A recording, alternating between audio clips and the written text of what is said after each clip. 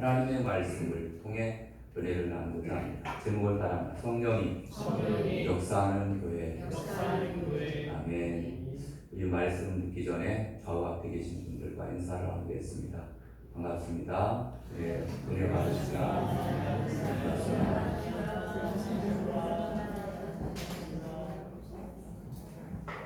오늘 이렇게 거룩한 주일날을 맞이하여 예배에 참여하시는 여러분을 환영하고 축복합니다.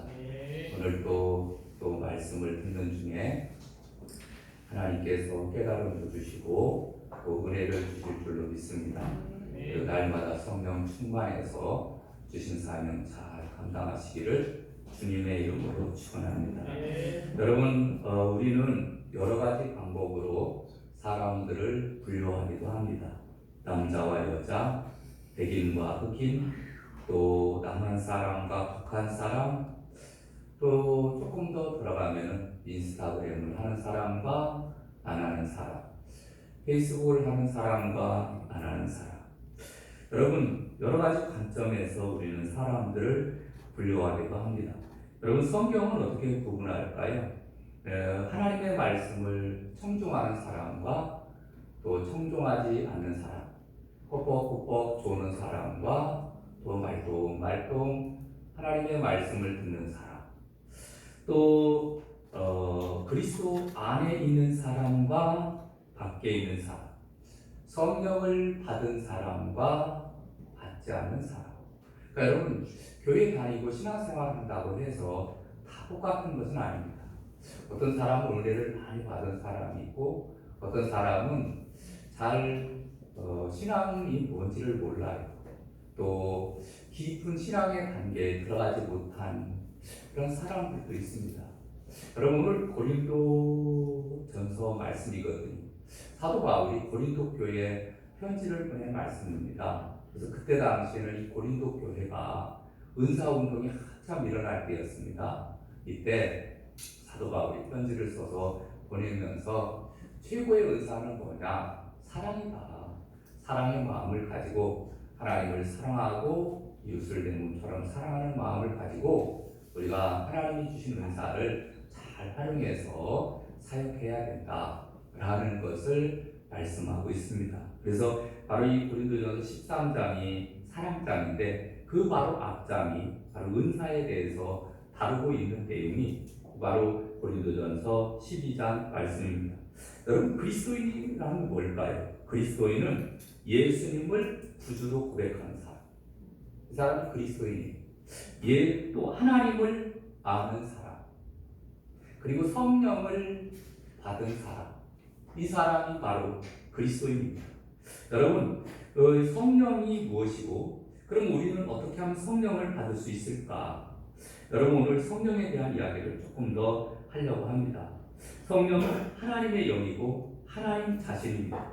우리가 성령님은 구할 때 하나님께서 우리에게 성령을 주시는데 요한복음 14장 16절에 보면은 내가 아버지께 구하겠으니 그가 또 다른 보혜를 사를 너희에게 주사 영원토록 너희와 함께 있게 하리니 그는 진리의 영이라.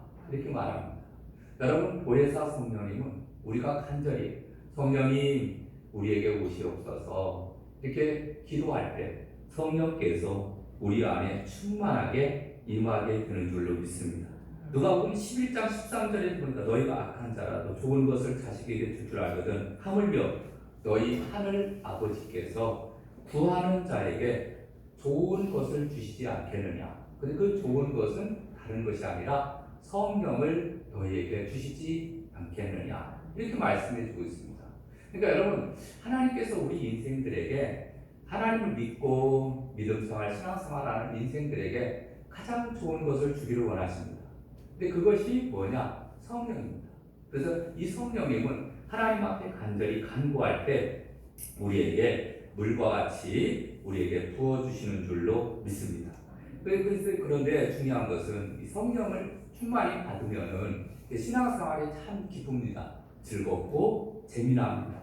그런데 여러분 가운데 힘들게 신앙생활을 하는 분들이 계십니다. 그것은 성령을 받지 못해서 그렇습니다. 아니, 받기는 했는데 충만히 받지 못한 상태가 되다 보니까 우리가 신앙생활 하기에 조금 부담스러운 이러한 모습을 보게 되는데, 여러분, 성령님이 임하실 때 갑자기 세찬 바람이 부는 듯한 소리가 나며 방 안을 가득 메웠습니다.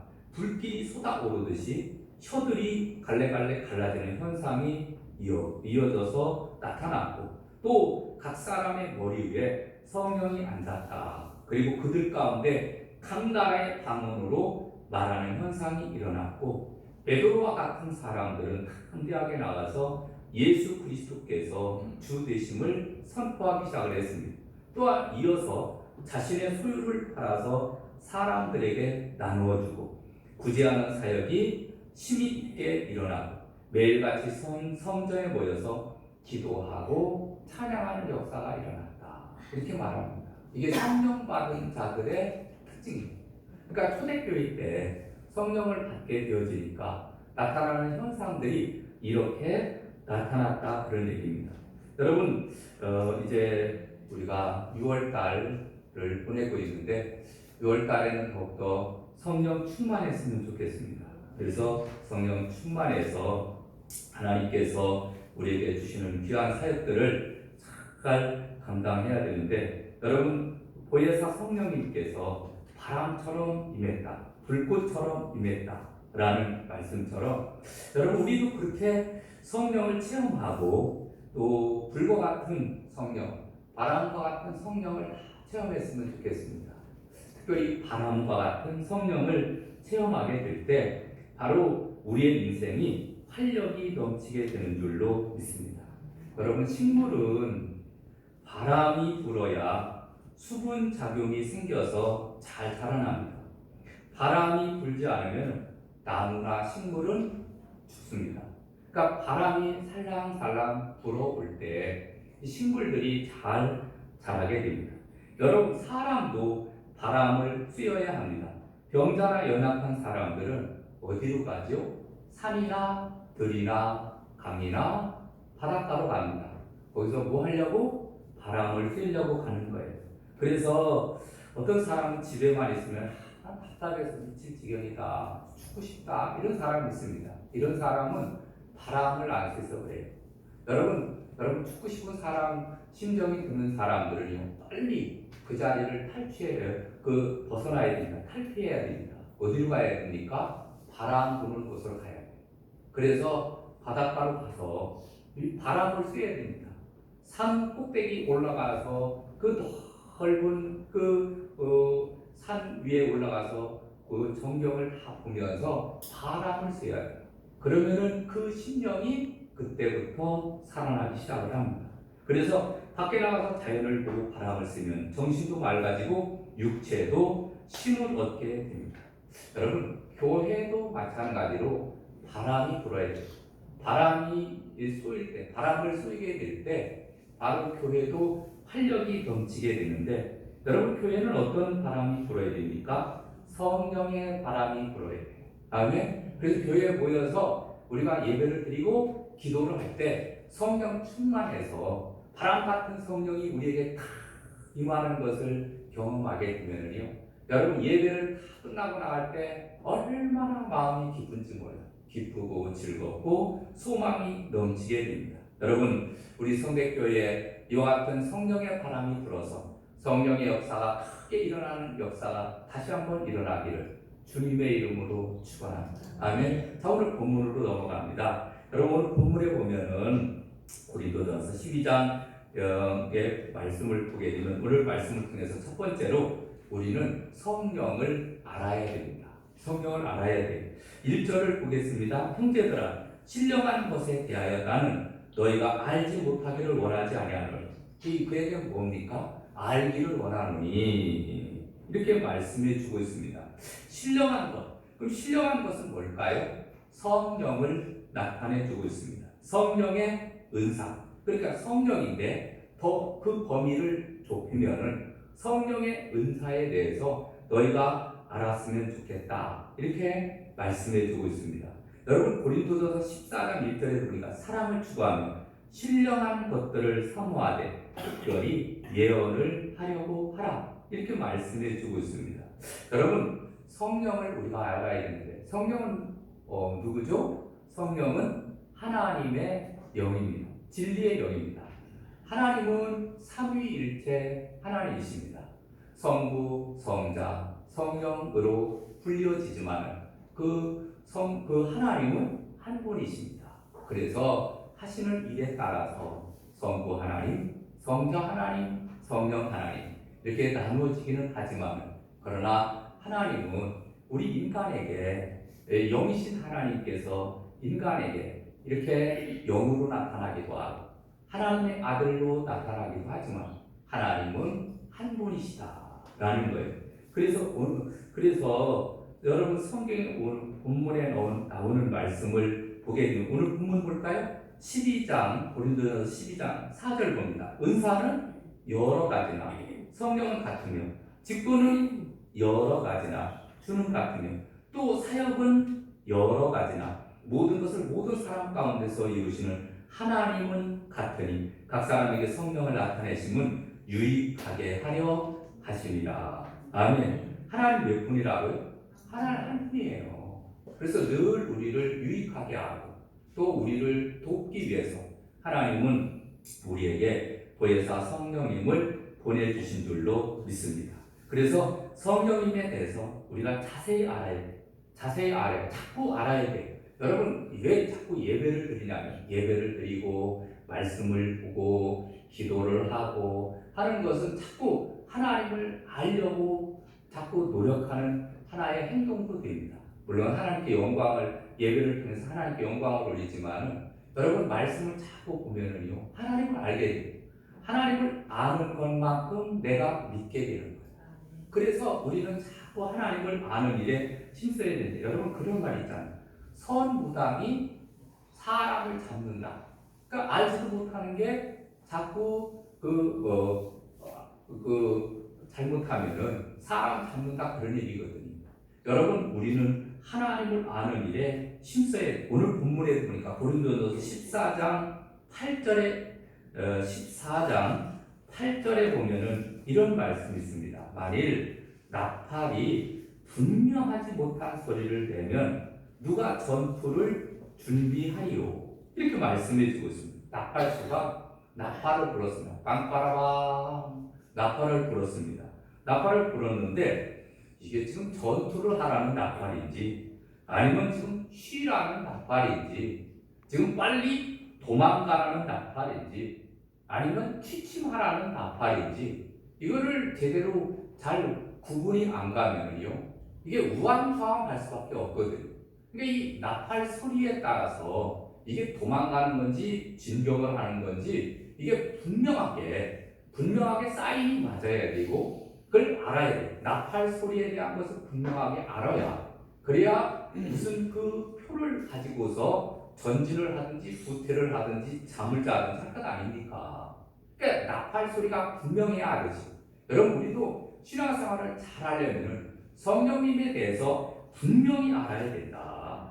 그래서 아는 삶이 되어야 우리가 바르게 신앙생활을 할 수 있다는 것을 말씀해 주고 있습니다. 여러분 종교학자가 섬기는 하나님은 다릅니다. 종교학자는 하나님에 관해서는 알아요. 종교학자는 하나님에 관해서는 아는데 하나님을 믿지 않습니다. 여러분 신학자는 하나님을 알기만 하고 믿지 않는 사람들도 많이 있습니다.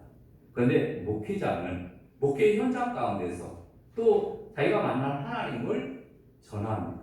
그러니까 여러분 성도들도 가만히 보면은 이게 좀 종교인인지 아니면 실질적으로 하나님을 만나서 신앙생활하는 사람인지 보면 알거든요.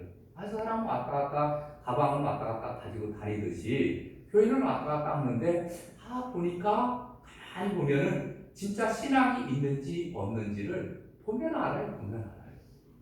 여러분 우리가 하나님을 얼마만큼 알고 있느냐 또 믿고 있느냐. 그래서 호세아 선지자는 호세아서 6장 3절에 우리가 여호와를 알자 힘써 여호와를 알자 그의 나타나심은 새벽빛같이 어김없나니 비와 같이 땅을 적시는 늦은 비와 같이 우리에게 임하시리라. 아멘. 하나님을 알면 알수록 우리 마음속에 하나님이 들어오잖아요. 성령님이 들어오시면은 새벽비와 같이, 이른 비 늦은 비와 같이, 때에 따라서 적당하게 내리는 비와 같이 우리의 심령을 촉촉하게 적셔주시면서 심령의 변화가 일어난다는 거예요. 그러니까 여러분, 우리가 하나님을 아는 일에 우리는 더욱더 힘써야 될 줄로 믿습니다. 아멘. 근데 여러분, 오늘 1절에 보니까 신령한 것에 대해서 12장 1절에 보면 형제들아 신령한 것에 대하여 나는 너희가 알지 못하기를 원하지 아니하노니, 신령한 것은 성령, 특별히 성령의 은사를 나타내 주고 있습니다. 근데 고린도 교회 안에서 나타났던 은사에는 크게 두 가지를 얘기를 합니다. 하나는 방언의 은사요, 하나는 예언의 은사였습니다. 여러분, 방언은 하나님의 나라의 언어다 이렇게 말을 합니다. 그래서 기도를 막 할 때 그 기도를 또 하나님 앞에 효과적으로 상달되게 하기 위해서 하나님이 우리에게 방언을 주시는 경우가 있습니다. 여러분, 방언 받은 사람이 있고 받지 못한 사람이 있습니다. 근데 여러분, 은사는 누구에게 주신다고 했죠? 구하는 자에게. 간절히 기도하고 구하면은요, 하나님께서 어떤 은사를 주시든지 다 주십니다. 그래서 성경에 보면은 에베소서에 언급한 것도 보면은 다 합치면 한 20가지가 넘는, 그리고 또 고린도전서에 보면은 12장 8절 이하에 보면 9가지 은사를 말해주고 있는데, 이런 여러 가지 은사를 주십니다. 그래서 각자에게 필요한 은사를 주시고, 또 기도하는 사람에게는 특별히 기도 생활을 잘하라고 이 방언의 은사를 주시기도 합니다. 그래서 그 다음에 또 예언의 은사도 마찬가지입니다. 예언의 은사도 하나님께로부터 받은 말씀이기에 유익하고 가치 있는 것임에는 틀림이 없습니다. 그러나 우월감에 빠져서는 또 안 돼요. 여러분, 어떤 사람 예언한다고 해봅시다. 그래서 하나님께서 오늘 또 무엇을 가르쳐 주셨다고 하고 그러면은 너무너무 신기하거든요. 그래서 거기에 빠지는 사람도 있습니다. 그런데 어떤 사람은 매일매일 매 분초마다 가르쳐 준다는 사람이 있습니다. 여러분, 이 사람의 말을 들어야 될까요? 말아야 될까요? 안 듣는 게 좋습니다. 이거는 가짜일 확률이 99%입니다. 여러분, 은사를 너무 사모하는 것도 좋지만 너무 은사를 추종하다가 보면은 이 잘못된 영에 휩쓸려 들어갈 때도 있거든요. 그래서 우리가 은사를 사모하고 그 다음에 건전한 은사, 그것이 바로 성경적이냐, 정말 하나님의 말씀에 부합되느냐, 이걸 올바로 잘 분별하는데, 우리가 성령을 아는 일에, 우리가 하나님의 말씀을 따라서 하나님을 아는 일에 더욱더 힘써야 될 줄로 믿습니다. 다음에 두 번째로는 성령을 따라가야 됩니다. 여러분, 2절을 보겠습니다. 시작. 너희도 알거니와 너희가 이방인으로 있을 때 말 못하는 우상에게로 끄는 그대로 끌려갔느니라. 아멘. 여러분, 고린도 교회 성도들은 믿지 않을 때는 어떻게 했다는 얘기입니까?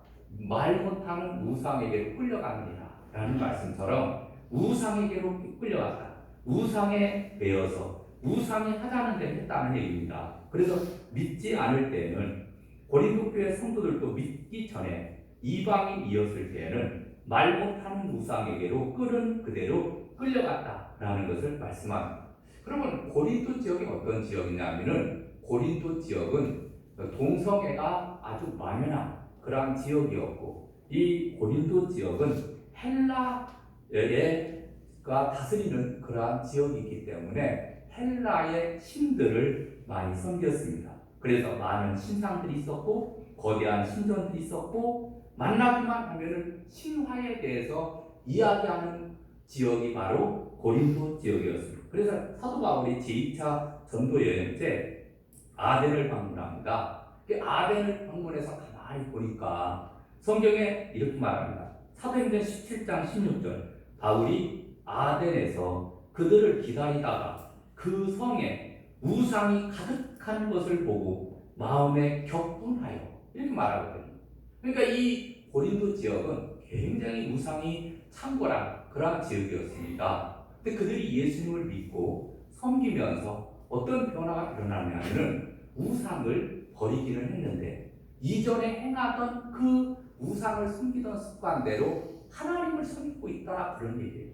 여러분 꼭 뭐와 같으냐면은 여러분 우리나라에 불교가 들어오면서 불교의 순수한 그 불교가 아니라 토종 진짜 맹이 불교가 아니라 우리 한국의 토속적인 샤머니즘과 같이 연결되어 가지고서 불교가 이상하게 한국적으로 변하지 않았습니까? 여러분 천주교가 복음이 들어왔습니다. 복음이 들어왔는데 초대교회 그 신앙이 점점 이제 흐려지면서 한국에 들어온 이 복음이 어떻게 됐습니까? 복음이 그대로 천주교 때 처음에 그것이 아니라 완전히 짬뽕이 됐어요.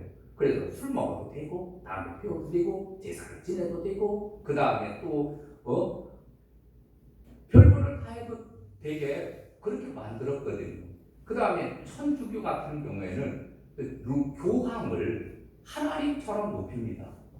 여러분 교황이 하나님이 될 수 있습니까? 될 수 없거든요. 교황은 인간이거든요. 여러분 또 마리아 예수님의 어머니 마리아를 그 하나님처럼 숭배합니다. 그것도 잘못된 거예요. 성경적이지 않습니다. 그러니까 이렇게 자기 멋대로 천주교도 변화되고 바뀌어지게 된 겁니다. 왜 그랬을까요? 이게 그 샤머니즘이라든가 문화라든가 이런 것과 같이 짬뽕되면서 이렇게 바뀌어지게 된 겁니다. 여러분 마찬가지 고린도 교회에도 복음이 들어갔습니다. 복음이 들어갔는데 이전에는 믿지 않을 때는 우상에게 매어서 우상이 하는 대로 그렇게 끌려갔습니다. 그래서 심지어는 신비한 체험과 화물경에 들어가기 위해서 이상한 방법들을 동원한 주술을 외우고 격렬한 춤을 추고 마술을 행하고 또 제사장격이 되는 무당은 현란한 옷을 입고 장식을 하고 빠른 장단에 맞춰서 춤을 추고 주문을 외우고 소리 질러대고 귀신과 대화하고 그러다 보니까 이런 풍습들이 나중에는 교회에 들어오게 된 거예요. 교회에 들어와서 시계개면은 교회 다니고 신앙생활 하면서도 날짜를 잡을 때 그 다음에 또 어디 가서 또 물어보느냐면은 이제 예수 믿는 사람애들 보면은 이사할 때도 손 없는 나를 찾아요. 아니 이사하는데 무슨 손 없는 나를 찾을 게 어디 있어요? 귀신이 역사하지 않는 나를 찾아야 된다는 거예요. 또 어떤 사람은 또 그뿐만 아니라 자녀들 결혼하는데 궁합을 보고 점집을 찾고 장명을 하고 이런 사람들이 있습니다. 여러분 이것은 그렇게 좋은 것들이 아닙니다. 이것은 어떤 사람은 주차장 앞에 차가 세워져 있습니다. 차를 새로 샀습니다. 그런데 가만히 보니까 교회 다니는 사람이에요. 근데 거기에 돼지 머리 올려놓고 고사를 지내고 있는 거예요. 잘 부탁합니다. 누구한테 부르는지 모르겠어요. 그 사람이 교회 다니니까 왜 하나님한테 기도하면서 돼지 머리를 올려놨을까? 그게 궁금하기도 해요. 그래서 이건 완전히 짬뽕된 거예요. 이래서는 안 된다 그러네요. 여러분 하나님을 믿는 사람들은 온전히 우리가 이전에는 믿지 않을 때는 우상에게 끌렸긴 했지만 지금은 어떻게 해야 된다는 얘기입니까? 지금은 그러한 모든 것을 버려라. 벗어버려야 된다 그러네요. 우리가 오직 믿을 분은 하나님 한 분밖에 없는 줄로 믿습니다. 아멘. 그래서 에베소서 2장 19절에 보니까 이제는 너희는 외인도 아니요 나그네도 아니요 오직 성도들과 동일한 시민이요 하나님의 권속이라. 아멘. 그래서 우리는 우상이 끄는 대로 끌려가지 말고 성령님께서 끄는 대로 우리가 끌려가야 될 줄로 믿습니다. 끄는 대로 끌려간다라는 말은 다른 말에게는 포로가 된다는 거예요. 포로. 여러분 포로 좋아하죠? 사랑의 포로, 정열의 포로, 비전의 포로 이렇게 포로자를 많이 쓰는데 우리는 성령의 포로가 되어서 성령이 이끄는 대로 가야지. 우상의 포로가 되어서 우상이 이끄는 대로 마귀가 이끄는 대로 끌려가서는 안 된다라는 것을 우리에게 분명히 말씀해 주고 있습니다. 할렐루야. 여러분 우리가 성령의 인도함을 따라서 사시기를 주님의 이름으로 축원합니다. 제2차 전도 여행 때 사도 바울이 어떤 일이 있었느냐면은 바울은 아시아 쪽으로 가서 복음을 전하고 싶었습니다. 맨 처음에 첫 번째로는 이제 선교 사역을 끝나고 두 번째 선교 여행을 할 때 또 그 다음에 더 넓게 이제 선교 사역을 해야 되겠다고 아시아 쪽으로 막 가서 복음을 전하려고 하는데 성령께서 어떻게 역사하느냐 하면은 빌립보 지역, 마게도냐 지역으로 해서 성령의 인도함이 있었습니다. 그래서 마게도냐 쪽으로 가게 되는데 빌립보, 데살로니가, 베르야, 아덴을 거쳐서 나중에 고린도, 지금 이 고린도까지 와서 복음을 전하게 된 거예요. 그래서 사도 바울은 복음을 전할 때 가만히 보면은 에베소 지역에서 많이 머뭅니다. 제일 많이 머물 때가 에베소 지역에서 많이 머물. 그 다음에 오래 머문 곳이 고린도 지역이었습니다. 고린도 지역에 우상이 창궐한 지역에 가서 많이 머물면서 그들이 우상을 따라서 살던 그 삶들을 이제는 회개하고 주님 앞에 돌아오도록 격려하고 또 그들에게 힘을 주었던 것을 보게 되는, 여러분 우리도 성령을 따라서, 바울이 성령을 따라서 성령의 은혜를 따라서 그가 선교의 방향을 정하듯이 여러분 우리의 인생도 마찬가지로 하나님의 영, 성령을 따라서 움직임이 있어야 될 줄로 믿습니다. 아멘. 그럴 때 성령의 인도함을 따를 때 마음속에는 기쁨과 즐거움과 소망이 넘치게 될 줄로 믿습니다. 아멘. 마지막 세 번째로는 예수는 주라고 말해야 됩니다. 아멘. 여러분 성령 받게 되면은요, 예수님은 나의 주인이십니다. 구주이십니다. 이렇게 신앙 고백하는 단계에 이르게 됩니다. 그리고 이 주님을 전하면서 복음을 증거하며 하나님 나라를 전파하면서 살아가게 되는 거예요. 여러분 오늘 3절을 보겠습니다. 3절에 보니까 그러므로 내가 너에게 알려노니 하나님의 영으로 말하는 자는 누구든지 예수를 저주할 자라 하지 아니하고 또 성령으로 아니하고는 누구든지 예수를 주시라 할 수 없느니라. 아멘. 여러분 성령께서 하시는 일은 참 많습니다. 여러분 성령 충만하게 되면 성령님이 우리를 돕습니다. 성령님은 교회를 부흥시킵니다. 성령님은 우리를 서로 사랑하게 합니다. 성령님은 우리로 하여금 승리하게 합니다. 성령님은 슬픔을 당한 사람을 위로해 주십니다. 아멘. 여러분 성령 충만하게 되면요, 하나님의 영이 우리 안에 들어오게 되면은 하나님이 우리를 보혜사를 보내주시겠다고 했듯이 우리의 인생에 너무너무 좋은 것들이 많이 일어나요. 기쁘고 즐거운 일들이 많이 일어납니다. 그런데 그 중에서 가장 큰 역사가 바로 뭐냐면은, 여러분 가장 큰 역사는 예수님을 주님이라 이렇게 말하게 하는 거예요. 성령 받게 되면은요, 예수님은 나의 구주이십니다. 이렇게 고백하게 만드는 거예요. 여러분 교회 다니죠? 신앙생활 하십니다. 여러분 예수님이 주님이신 줄 믿습니까? 아멘. 이렇게 아멘 대답한 사람은요, 다 성령 받은 사람이에요. 근데 성령을 안 받은 사람은 예수님을 주라고 고백을 못해요. 주라고 고백하는 사람은 내가 성령을 받았는지 안 받았는지 잘 모르는 사람은요, 여러분 예수님을 구주로 영접하고 주님이라 이렇게 확실하게 말할 수 있는 사람은 다 성령 받은 사람.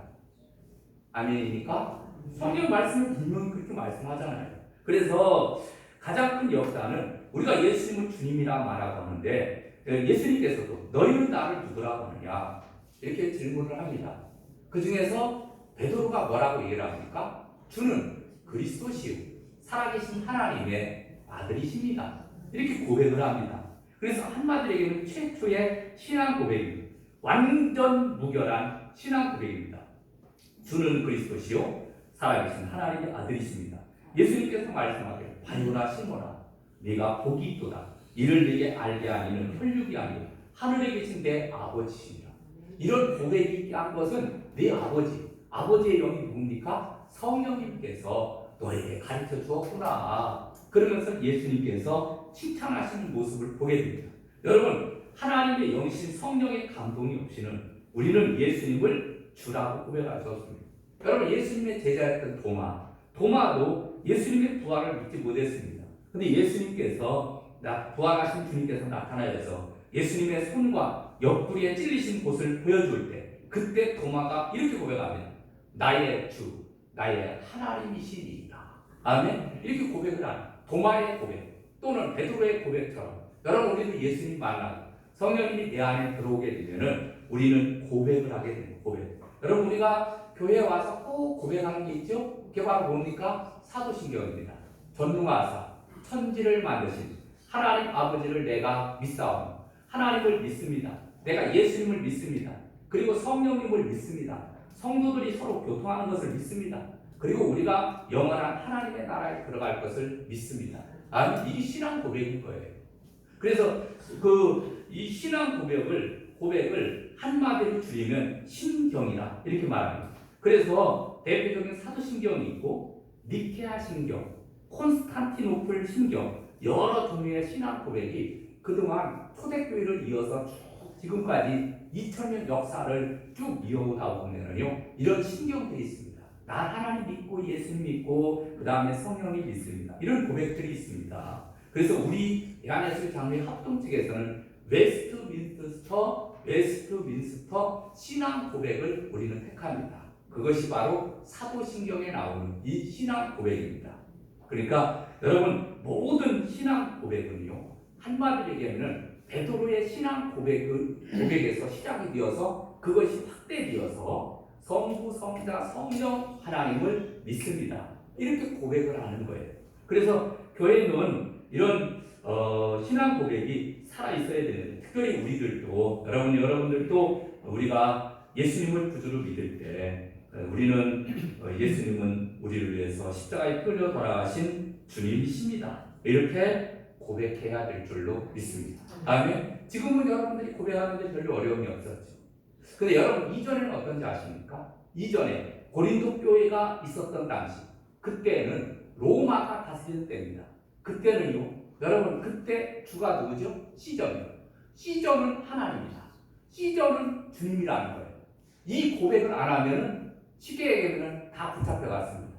왜 그러냐면 우리나라 때 예를 들면은 일제 36년 강점, 일제 사람들이 와서 우리나라를 지배하던, 우리가 노예했던 때가 있었습니다. 그때 이 일본 사람들은 자기의 왕을 천황이라고 천황에 절하게 했습니다. 천황 숭배를 하게 만들었습니다. 근데 우리는 이거는 우상 숭배다. 안 하던 사람들은 다 붙잡혀갔습니다. 주기철 목사님 같은 경우에는 못판위를 걸어가라고 했습니다. 너 진짜 하나님을 믿으면은 너 못판위 걸어가라 이거예요. 못판위를 걸어가면서 하나님을 고백을 한 거예요. 여러분, 만약에 오늘날 정말 시조가 하나님이다, 천왕이 하나님이다 고백하면서 만약에 그것을 따르지 않는다고 하면은, 그러면 못판위를 걸어가라고 하면은, 여러분, 우리 교회에 지금 한 40명, 40명 정도 되는 성도들 가운데 정말 걸어갈 수 있는 사람이 있습니까? 이건 진짜 심각한 거예요. 이게 바른 신앙입니다. 나는 죽으면 죽어도 나는 이 신앙을 버리지 않겠다. 대단한 겁니다. 근데 누구만 가능해요? 성령 충만할 때 사실 가능해요. 주기철 목사님도 얼마나 그 심적으로 괴로워하는지를 거기 책들을 읽어보면 알 수 있어요. 그런데 죽으면 죽으리라 기도하면서 또 이기고 수많은 장면들이 생기는 거예요. 잠깐만 나는 하나님 믿지 않겠다고 고백을 하면은 그는 무판위를 걸어가지 않아도 되고 순교하지 않아도 되거든.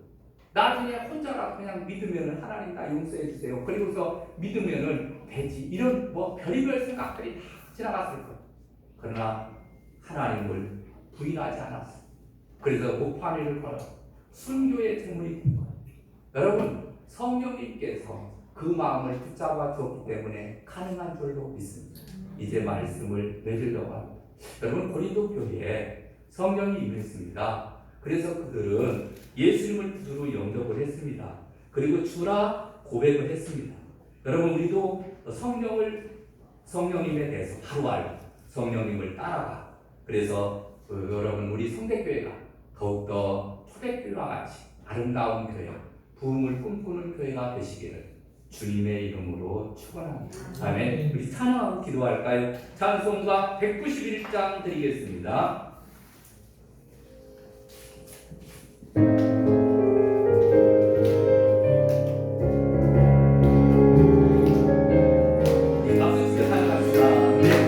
슬픔에 슬픔에 행방 주의 가문이라